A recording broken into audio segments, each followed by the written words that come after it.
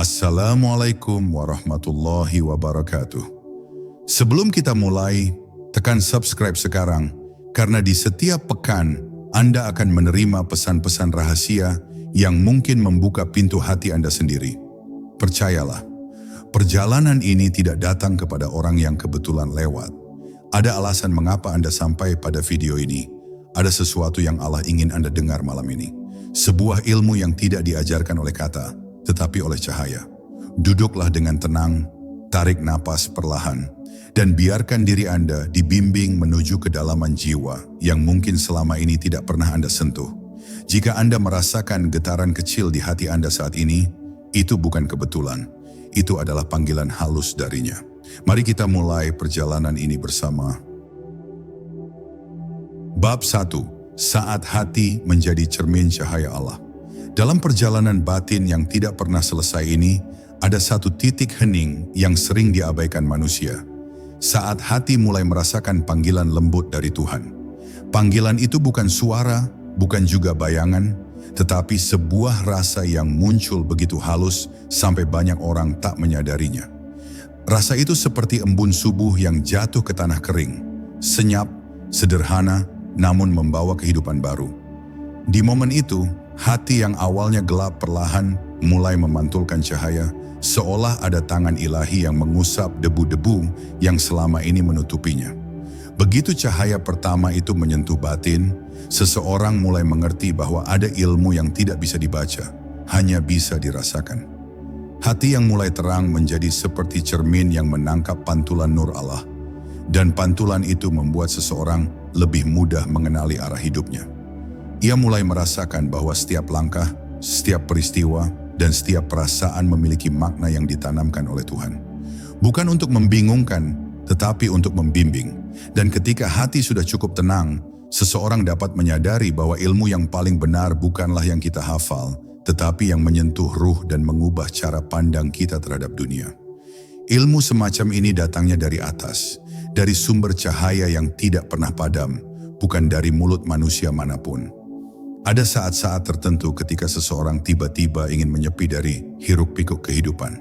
Tanpa alasan yang jelas, ia merasa ingin duduk diam, menutup mata, dan membiarkan dunia berhenti sejenak.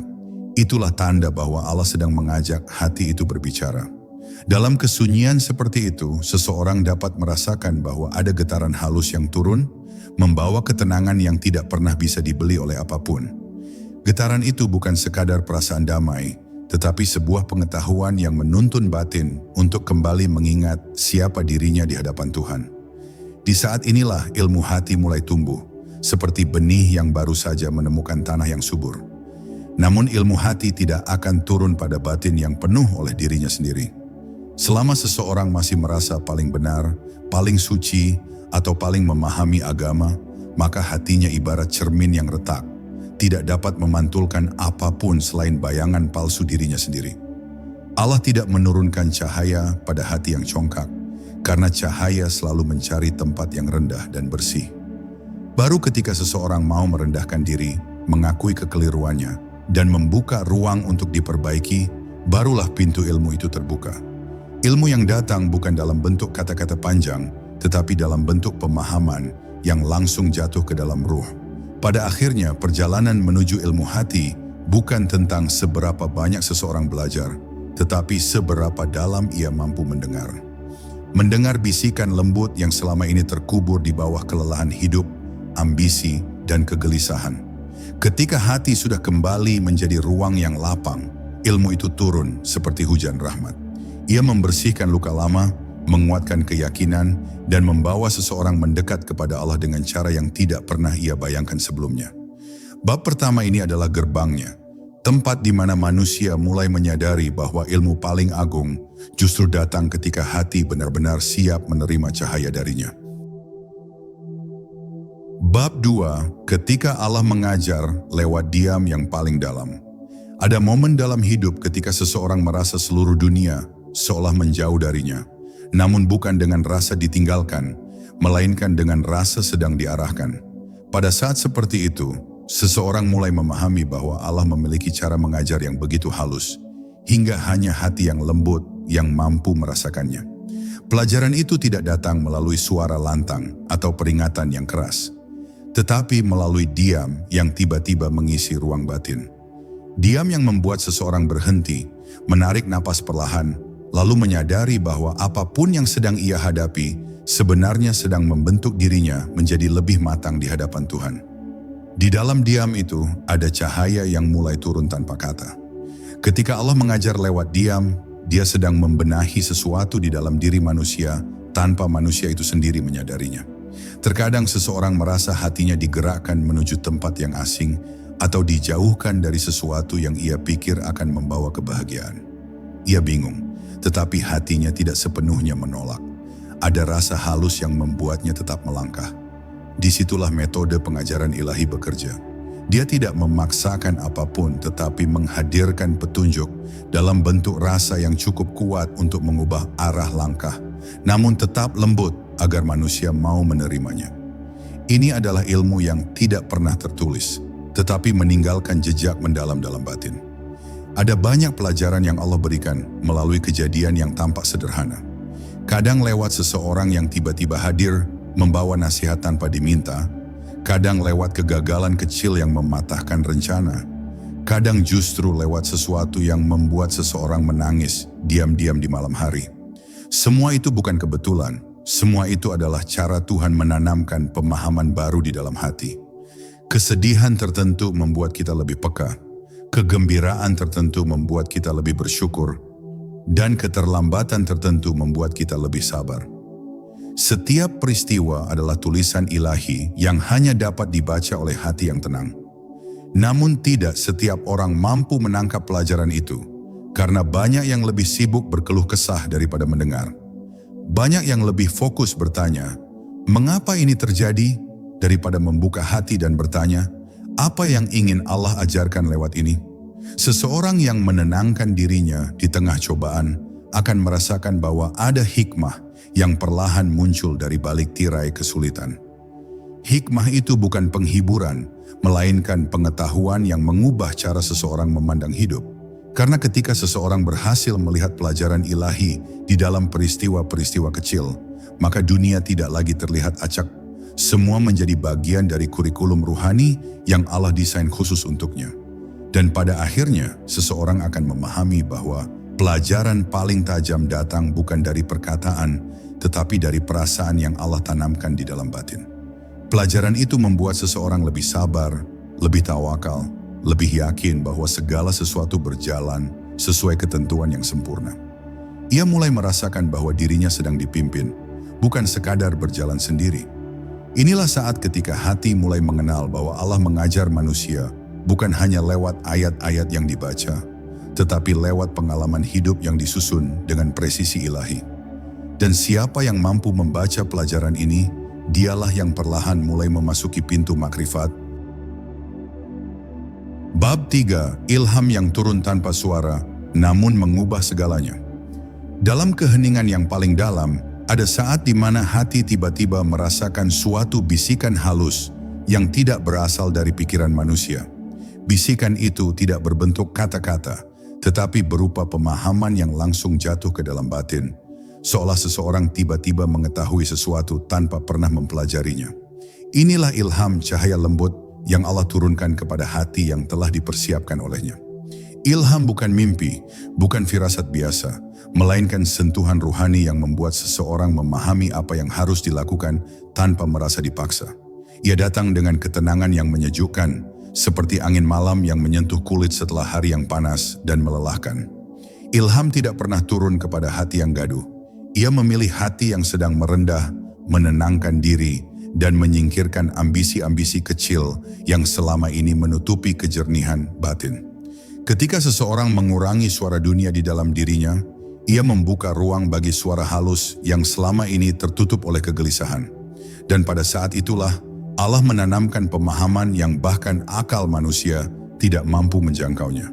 Bukan pemahaman tentang teori atau kata-kata bijak, melainkan pemahaman tentang arah hidup, keputusan besar, atau makna yang tersirat di balik kejadian-kejadian yang dialaminya.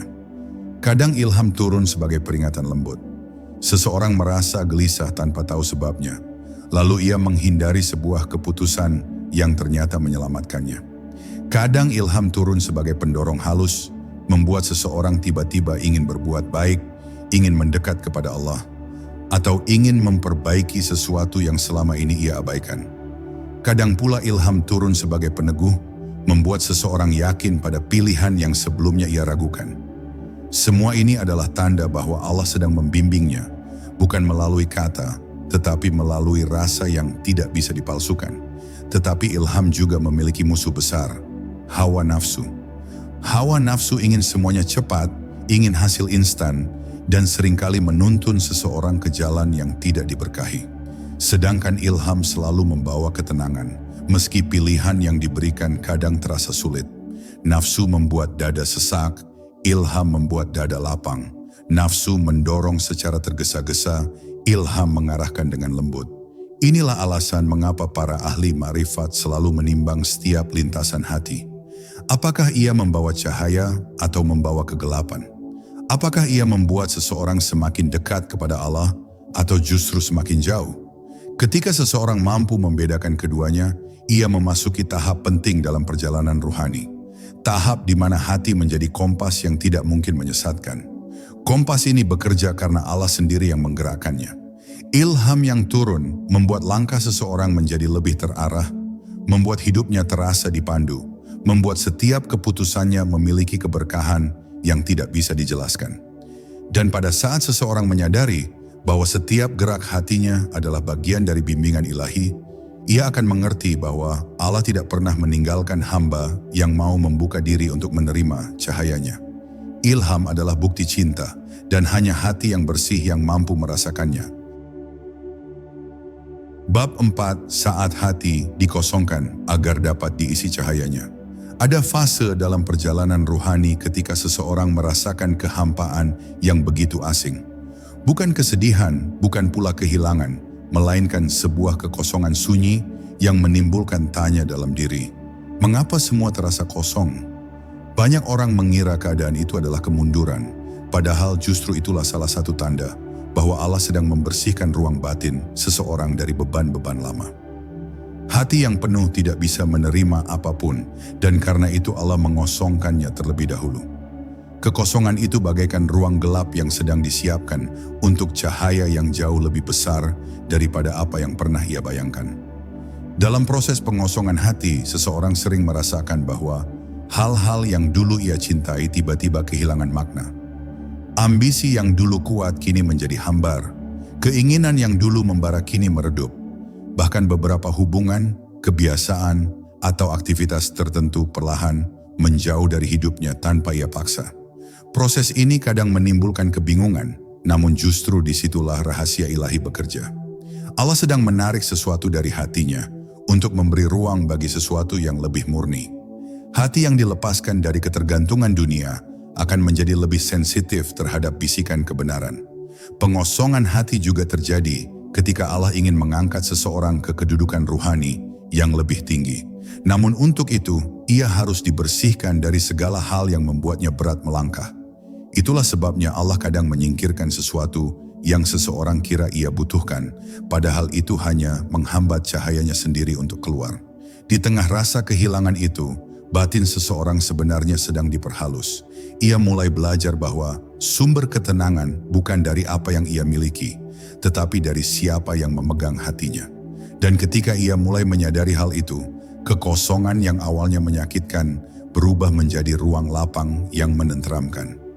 Dalam ruang lapang itulah Allah menurunkan cahaya yang lebih halus. Cahaya itu tidak datang dengan kilatan, tetapi dengan kelembutan yang membuat hati perlahan mulai memahami makna yang lebih dalam tentang hidup. Seseorang mulai menyadari bahwa segala sesuatu yang pergi adalah bagian dari penyucian, dan segala sesuatu yang datang setelahnya adalah anugerah yang telah dipersiapkan untuknya. Ilmu hati tumbuh subur pada masa-masa seperti ini, karena batin tidak lagi terikat oleh keinginan, melainkan terbuka sepenuhnya pada kehendak Allah. Akhirnya, seseorang menyadari bahwa kekosongan hati bukanlah kekurangan, melainkan cara Allah menciptakan ruang untuk cahayanya. Di saat ia tidak lagi bergantung pada apapun selain Allah, ia merasakan ketenangan yang tidak dapat diganggu oleh dunia. Hati yang kosong dari dunia menjadi hati yang penuh oleh Tuhan. Dan dari sinilah sebuah kesadaran mulai tumbuh. Bahwa untuk menerima ilmu yang langsung dari Allah, seseorang harus berani melewati fase pengosongan. Karena hanya hati yang lapang yang mampu menjadi tempat bersemayamnya cahaya ilahi.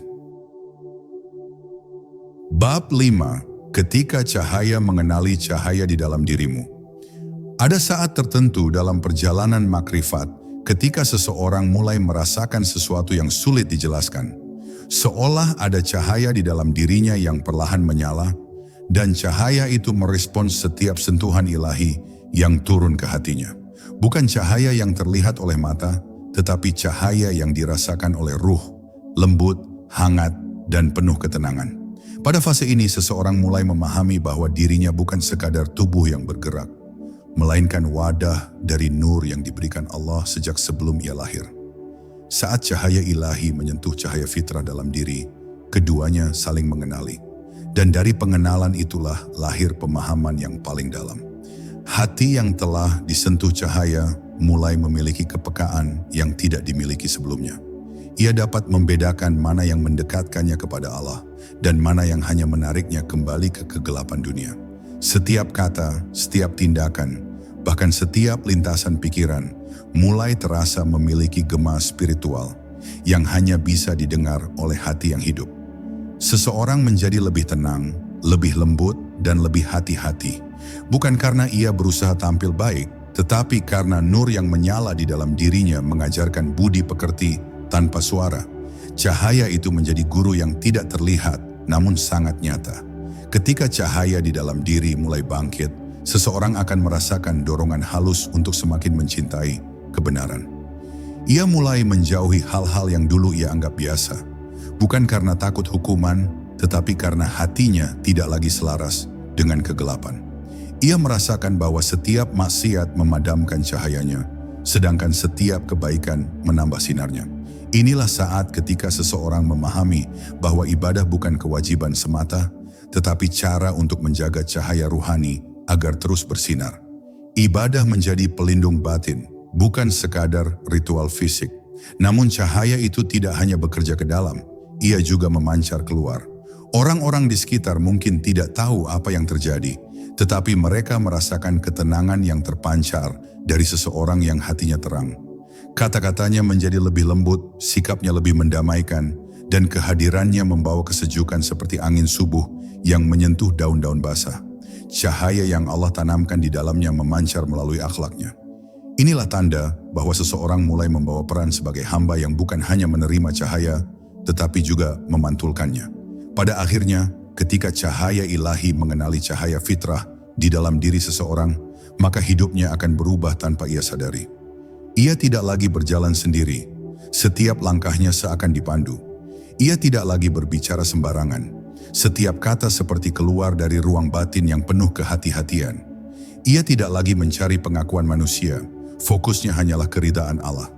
Inilah ilmu hati yang paling lembut, ketika cahaya dalam diri menjadi saksi bahwa seseorang sedang mendekat kepada Tuhan. Dan ketika keduanya bersatu, seseorang akan merasakan bahwa seluruh hidupnya adalah perjalanan pulang menuju cahaya yang maha cahaya. Bab 6. Hikmah yang muncul dari luka yang pernah kau sembunyikan.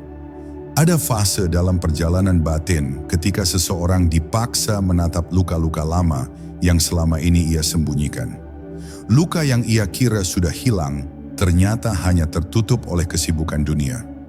Allah membiarkan luka itu muncul kembali, bukan untuk menyakitkan, tetapi untuk menyembuhkan bagian terdalam dari jiwa yang selama ini terabaikan. Pada saat seperti itu, seseorang merasa rapuh, seolah seluruh bangunan yang ia dirikan runtuh tanpa alasan. Namun justru di titik rapuh itulah hikmah paling lembut turun, seperti cahaya yang masuk melalui celah-celah dinding yang retak. Allah tidak pernah membuka luka seorang hamba tanpa maksud. Di balik setiap rasa perih ada sesuatu yang ingin Dia perlihatkan. Sifat sombong yang perlu dihapus, ketergantungan yang harus dilepaskan, atau kelembutan yang harus dihidupkan kembali. Luka membuat seseorang berhenti bersandar pada kekuatannya sendiri, karena ia sadar betapa lemahnya ia sebagai manusia. Dan dari kesadaran itu, tumbuhlah hubungan baru dengan Tuhan. Hubungan yang tidak didasarkan pada permintaan, tetapi pada kejujuran dan kepasrahan. Luka mengubah manusia dari luar ke dalam, dari gagah menjadi rendah hati, dari keras menjadi lembut. Ketika luka-luka lama mulai dipahami, seseorang melihat bahwa setiap kejadian yang pernah menyakitkan ternyata adalah pelajaran ilahi yang tersamar. Pengkhianatan yang dulu menghancurkan hatinya menjadi pelajaran tentang siapa yang layak dipercaya. Kegagalan yang dulu ia ratapi membuka jalan menuju kesempatan yang lebih baik. Kehilangan yang dulu membuatnya tersungkur mengajarkan bahwa apapun yang Allah ambil sebenarnya diganti dengan sesuatu yang lebih sesuai untuk jiwa. Bahkan air mata yang jatuh dalam diam menjadi saksi bahwa hatinya sedang diproses agar lebih peka menerima kebenaran. Hikmah yang lahir dari luka berbeda dengan hikmah yang lahir dari bacaan atau nasihat. Hikmah ini melekat dalam diri, menjadi bagian dari karakter seseorang. Ia menjadi lebih berhati-hati namun tidak takut, lebih lembut namun tidak lemah, lebih bijak namun tetap rendah hati. Luka mengajarkan sesuatu yang tidak bisa diajarkan oleh kata-kata. Ia mengubah cara seseorang memandang dunia dan memandang dirinya sendiri. Dari luka, seseorang belajar bahwa tidak ada kejadian yang sia-sia, bahkan yang paling pahit pun mengandung ilmu yang mematangkan ruh. Pada akhirnya, luka yang dulu kau sembunyikan menjadi pintu menuju ilmu hati yang lebih dalam. Allah membersihkan sesuatu dari dirimu lewat rasa sakit, agar yang tertinggal hanyalah jiwa yang siap menerima cahayanya. Dan ketika seseorang berhasil melihat hikmah di balik luka, ia tidak lagi menolak takdir, bahkan ia mulai mencintai cara Allah mendidiknya. Ia mengerti bahwa setiap rasa perih adalah bagian dari perjalanan pulang menuju keutuhan batin. Hikmah yang lahir dari luka adalah tanda bahwa Allah sedang menulis sesuatu di dalam hatimu, sesuatu yang hanya bisa dipahami oleh mereka yang sudah melewati gelapnya malam spiritual dan melihat cahaya fajar dari arah yang tidak pernah disangka. Bab 7. Suara halus yang menuntun tanpa tampak. Ada saat dalam perjalanan ruhani ketika seseorang mulai peka terhadap suara halus yang muncul bukan dari telinga, tetapi dari kedalaman batinnya.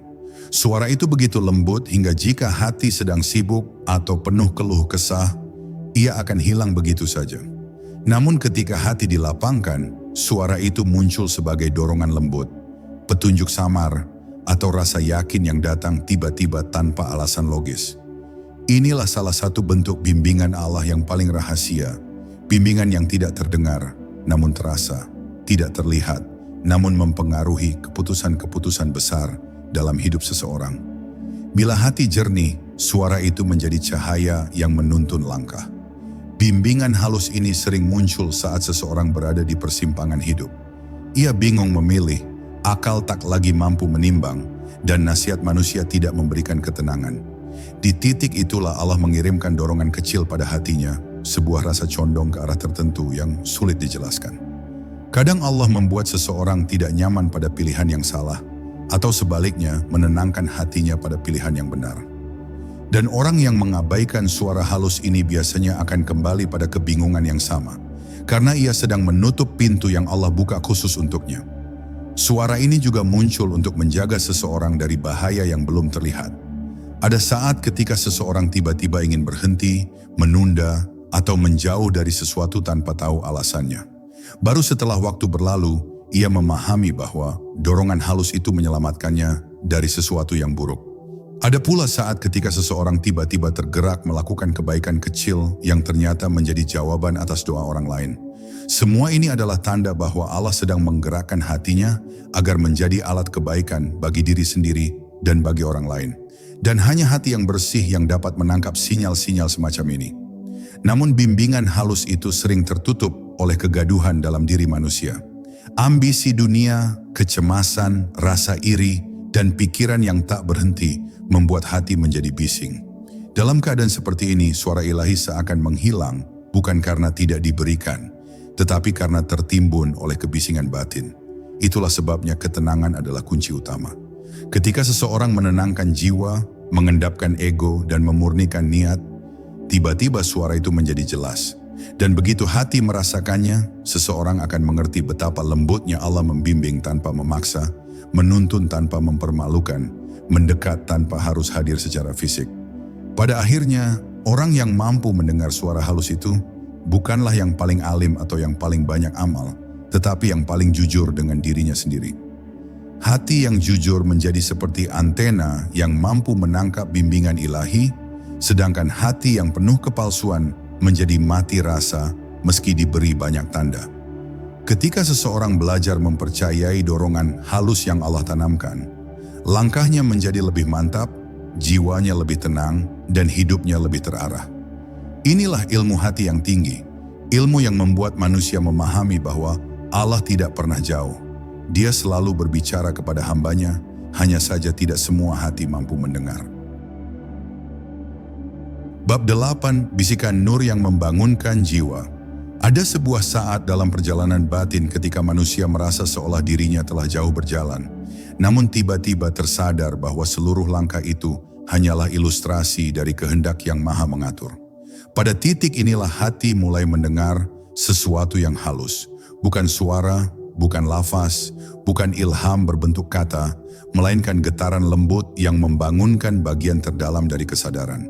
Seperti cahaya fajar yang menyusup tanpa mengetuk, nur ilahi datang tidak untuk mengejutkan, tetapi untuk mengembalikan manusia pada hakikat asalnya. Dan ketika nur itu menyentuh hati, seseorang akan merasakan seolah ada ruang sunyi yang selama ini tertutup rapat, kini terbuka perlahan, menyambut cahaya yang sejak awal sudah memanggil namanya. Dalam pengalaman ini, seseorang tidak merasakan dirinya sedang mencari Tuhan. Justru ia merasakan bahwa dirinya yang sedang dicari. Nur yang hadir bukan hasil usaha panjang atau amalan berat, melainkan bagian dari rahmat yang turun karena kesiapan hati. Inilah saat ketika seorang hamba mulai memahami bahwa segala ketenangan dan petunjuk tidak pernah benar-benar lahir dari pikirannya sendiri, tetapi dari pancaran cahaya yang Allah masukkan ke dalam hati tanpa perantara apapun. Hati yang dulunya penuh pertanyaan berubah menjadi lembah yang diterangi cahaya jernih, membuat setiap kebingungan luluh sebelum sempat membentuk bayangan. Namun cahaya ini tidak datang untuk dipamerkan, ia datang sebagai penjaga rahasia. Orang yang merasakan sentuhan nur ilahi biasanya justru semakin diam, semakin sederhana, semakin merendah. Karena ia tahu bahwa cahaya itu bukan hasil dirinya. Ia sadar bahwa cahaya itu bukan prestasi, melainkan pinjaman. Ia mengerti bahwa cahaya itu bukan tanda kehebatan, tetapi tanda bahwa dirinya sedang dibimbing kembali ke jalan yang seharusnya. Dan dalam kesadaran ini, lahirlah sikap tawadu yang tulus, bukan karena dipaksa, tetapi karena hati telah melihat sesuatu yang membuat dunia ini tampak sangat kecil. Ketika nur itu memancar dalam hati, cara seseorang memandang hidup berubah total. Ia tidak lagi melihat masalah sebagai beban, melainkan sebagai undangan untuk kembali kepada Allah. Ia tidak lagi memandang manusia sebagai ancaman atau saingan, tetapi sebagai cermin untuk memahami dirinya sendiri. Bahkan waktu terasa berjalan berbeda, beberapa detik dapat terasa seperti perjalanan panjang, sementara jam-jam yang dilalui dalam zikir dapat terasa singkat seolah baru sekejap. Ini bukan keajaiban fisik, melainkan perubahan persepsi ketika hati mulai hidup dalam kehadirannya. Dan pada akhirnya, bisikan nur ilahi ini bukan sekadar pengalaman spiritual yang datang sekali lalu hilang. Ia adalah panggilan untuk memasuki hidup yang lebih dalam, lebih sadar, lebih tersambung dengan Tuhan dalam setiap tarikan nafas. Siapa yang menjaga kejernihan hatinya akan merasakan nur itu semakin kuat, semakin lembut, semakin membimbing tanpa henti. Inilah cahaya yang tidak terlihat mata, tetapi dirasakan jiwa, cahaya yang tidak memerlukan lampu, tetapi mampu menerangi jalan hidup persis di tempat yang sebelumnya paling gelap. Cahaya yang menjadi bukti bahwa Allah selalu dekat, bahkan ketika manusia merasa paling jauh. Bab 9, rahasia pintu yang hanya terbuka dari dalam. Ada sebuah pintu dalam diri manusia yang tidak dapat dibuka dengan kekuatan kehendak, tidak dapat ditembus dengan kecerdasan, dan tidak dapat didobrak oleh ambisi spiritual. Pintu ini hanya terbuka dari dalam oleh Allah sendiri ketika hati siap menerima apa yang selama ini tidak mampu ia pahami. Banyak orang mengetuk pintu itu dengan doa, dengan zikir, dengan usaha, namun tidak menyadari bahwa kuncinya bukan berada di tangan mereka. Justru ketika seseorang berhenti memaksakan kehendaknya, berhenti merasa mampu, dan mulai menyadari betapa kecil dirinya, pintu itu perlahan bergerak, seperti daun bunga yang merekah pada waktu yang telah ditentukan. Ketika pintu ini mulai terbuka, seseorang tidak langsung melihat keajaiban, melainkan sebuah keheningan yang sangat dalam. Keheningan yang membuat seluruh hiruk-pikuk batin berhenti, seolah dunia menahan napasnya. Dari keheningan inilah seseorang mulai memahami bahwa selama ini ia hidup dikelilingi oleh suara-suaranya sendiri. Kekhawatiran yang ia ciptakan, penilaian yang ia bangun, rasa takut yang ia pelihara, dan keinginan yang ia kejar tanpa henti. Pintu itu tidak membuka pemandangan dunia lain, melainkan membuka kesadaran bahwa semua yang ia takutkan dan kejar hanyalah bayangan yang dibentuk pikirannya sendiri. Dalam momen ini, seseorang merasa seolah Allah sedang mengajarinya bahasa lain, bahasa yang tidak menggunakan kata tetapi menggunakan rasa, bahasa yang tidak bisa dijelaskan tetapi bisa dipahami dalam diam yang paling dalam. Bahasa ini mengungkapkan bahwa segala sesuatu di dunia ini tidak pernah benar-benar terjadi di luar dirinya. Semuanya bermula dari persepsi hati yang memandang.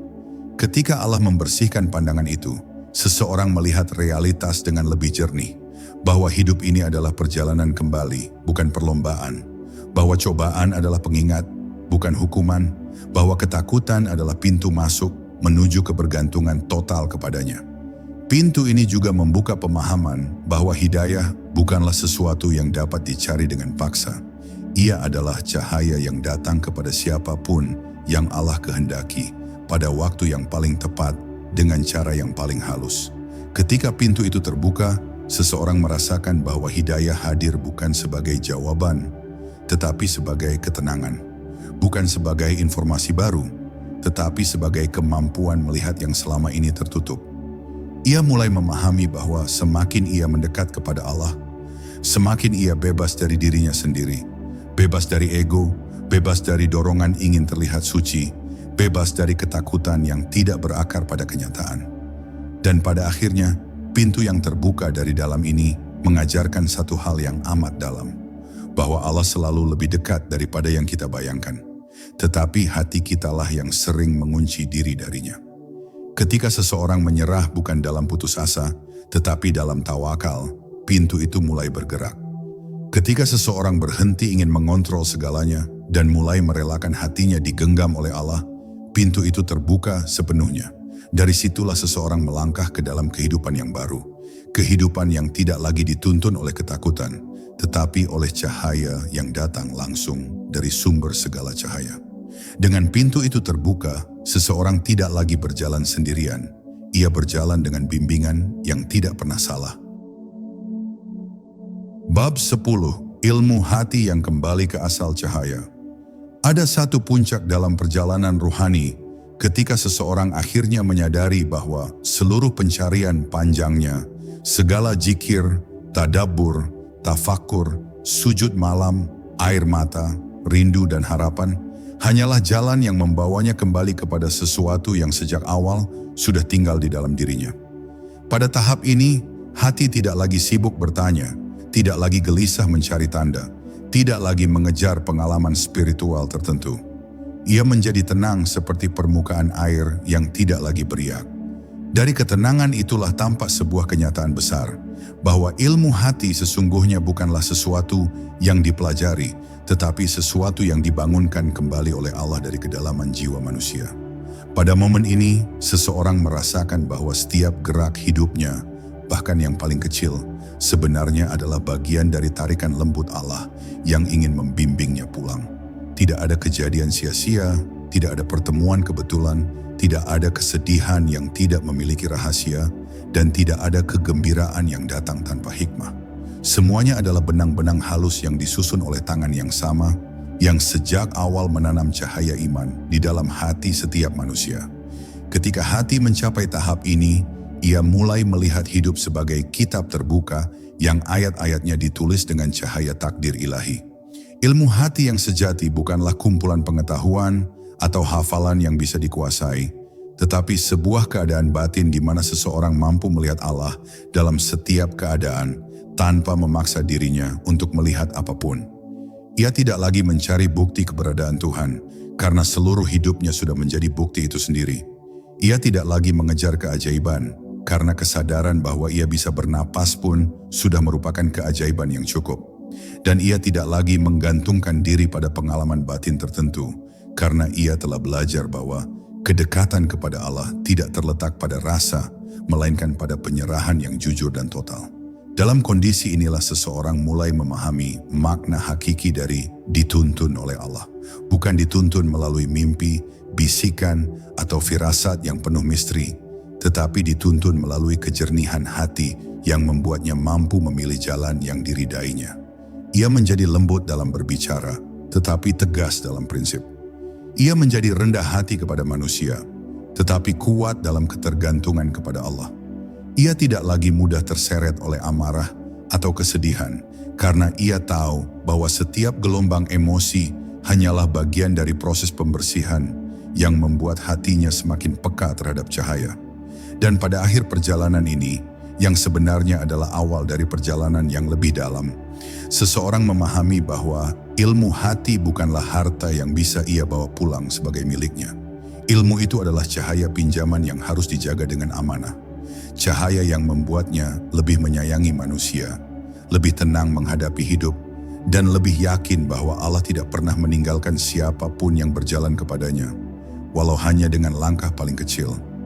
Inilah ilmu yang membuat seseorang kembali kepada asal cahayanya, bahwa ia diciptakan untuk mengenal Allah dan seluruh hidupnya adalah undangan lembut untuk pulang ke dalam pelukannya. Terima kasih telah berjalan sejauh ini bersama cahayanya. Jika hati Anda tergerak, jangan lupa tinggalkan jejak dengan like, komentar, dan subscribe. Semoga Allah menerangi setiap langkah Anda. Sampai kita bertemu lagi dalam perjalanan berikutnya.